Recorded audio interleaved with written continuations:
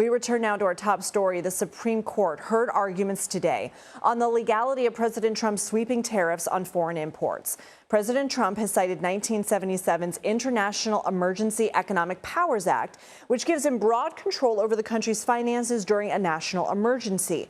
But justices from both sides of the ideological spectrum were skeptical of the president's authority to issue tariffs without input from Congress. Yesterday, White House Press Secretary Caroline Levitt suggested there's a backup plan.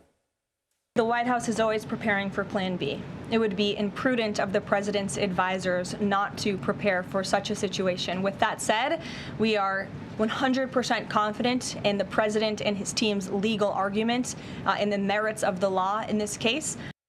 CBS News legal contributor Jessica Levinson joins me now. So, Jessica, what is the key legal question in this case, and what stood out to you from today's arguments?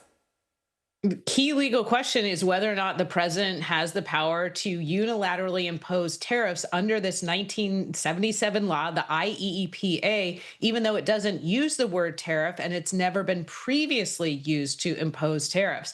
What stood out today is, I think, exactly what you said in the intro, which is that I saw skepticism across the aisle in this case, or across the ideological spectrum. I think what we saw is the three liberal justices be pretty united in their skepticism of whether or not President Trump or any other president has the power to look at the statute, say there's a national emergency, and then try and impose these sweeping tariffs.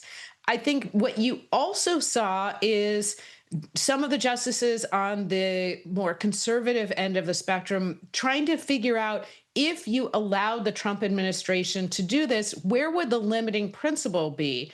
Because, of course, this is Congress's power to give.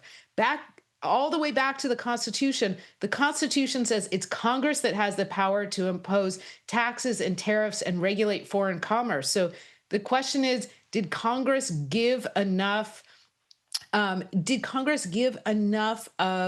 direction to the president to say, this is what you can do with respect to this particular statute? So we heard Caroline Levitt talk about Plan B. If the justices say, look, President Trump can't impose this using this law, what options does the White House have to issue tariffs? So two big options. One, look to another law. There are other laws that use the word tariff. There are other laws that have been previously used to impose tariffs. The other is to try and go to Congress once they get back in session and say, give me more authority, give me clearer authority, delegate authority to me, the president, in this situation to impose tariffs. Jessica Levinson, thank you. Thank you.